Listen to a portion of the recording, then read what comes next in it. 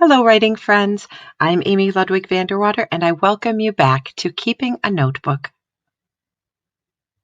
Here's Betsy the Writing Camper. She's my cute place to write and the place from which I will speak to you. Today's notebook talk is titled The Writing Well. These are the two wells on our property. We do not use the one on the left now, but we do use the one on the right. Hi, writing friends. Do you know what? Today, as I walked out to Betsy the Writing Camper, I heard the birds singing in full glory.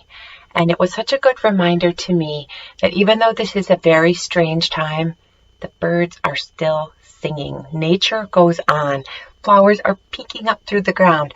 So I would encourage you to open your window if you can and just stick an ear out there and see if you can see a little hint from nature or hear a little sound from nature to remind you that there's lots of beauty out there, no matter what. But to writing. So today, our writing exercise is called The Writing Well.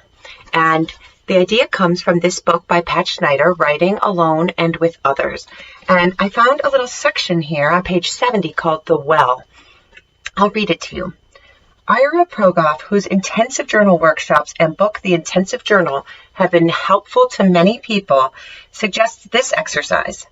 Imagine yourself looking down into a deep well.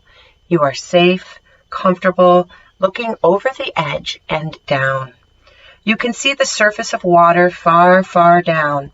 As you watch the water, allow images to rise to the surface and float there, then recede again below the surface as other images rise. Do this as long as you want, then write whatever comes to you. So, a well of water has water way, way, way beneath the ground, as you saw in the pictures of the two wells on my yard. And for this exercise, what we do is we just close our eyes, and I'm going to do this in just a sec, and let images come to you. Imagine you're looking into the water and see a picture of something, and then wait and see a picture of something else, and then wait, and just allow things to rise up in that imaginary water. This is a visualization, and you'll see some things, and those will give you writing ideas. So I'll do this right now. If you'd like, you may do it with me, but I suggest you do it for a longer time after. So I close my eyes. I look deep, deep down into the well and try to see the pictures that arise in the water.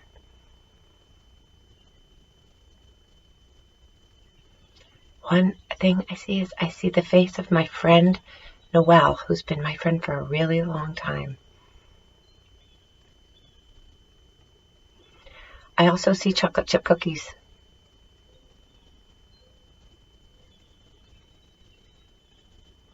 I see a quilt I had when I was a little girl, and I loved it so much I ripped all these holes in it. It's just completely worn now, and I can see it in my mind.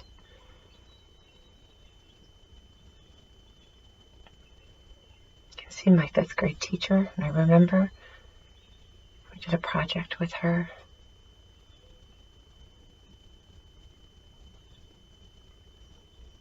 I remember the fort I made in my closet.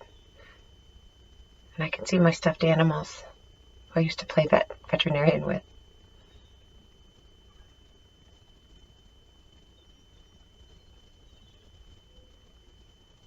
I can see my old house and the hammock between the 2 trees there before we had the hammock and the 2 trees here. And I can remember our raspberry bushes there. That was lots of ideas. Sometimes writing is just about quieting ourselves down. I did this exercise before we're talking now as well, and I wanted to show you what I wrote. I did draw a little well here, and I copied the quote that I read to you here. And then I wrote some of the things that arose in the well of my mind yesterday. Mrs. Eels and her piano, it's my old music teacher, Mr. Johnson and his ferns, snow forts, moss, an unhappy unicorn, pretend pictures of Coco, my stuffed animal Poochie, Mom's fancy dresses for dancing, my old bus stop. the green doll I got when my tonsils came out. I listed them. And then below, I decided to write about one.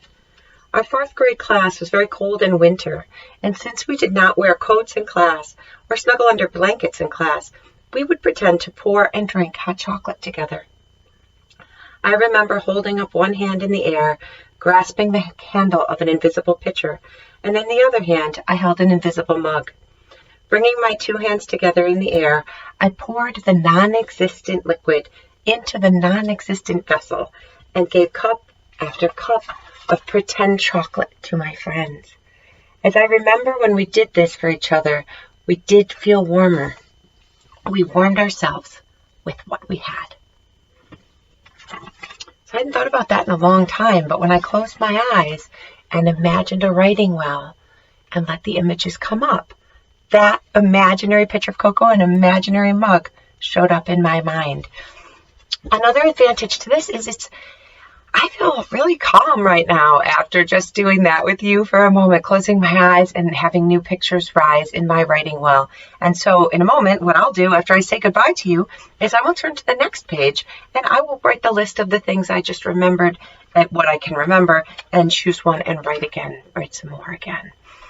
So today, for this exercise, the writing well, I am not telling you write about this or write about that, but rather offering you a strategy for something you can do anytime. If you ever say, I don't really know what to write about, you can always do this. You can always just close your eyes, open your mind, and imagine a big watery well with water deep, deep down. Look in over the edge and let the images rise.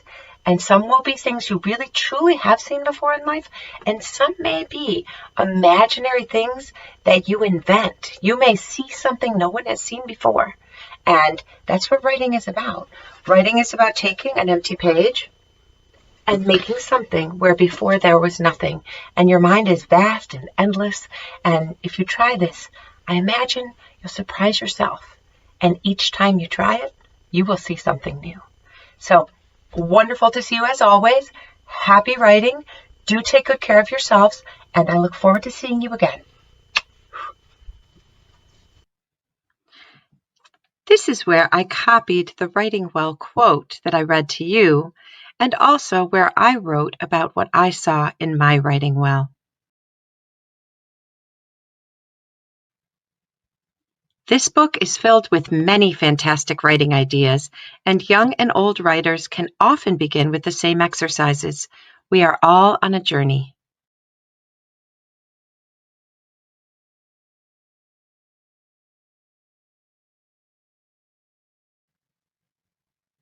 I wish you many sweet surprises arising in your own writing wells, and remember that a writing well can be good for writing, but looking inside a well and seeing pictures can also just be good for living. See you tomorrow.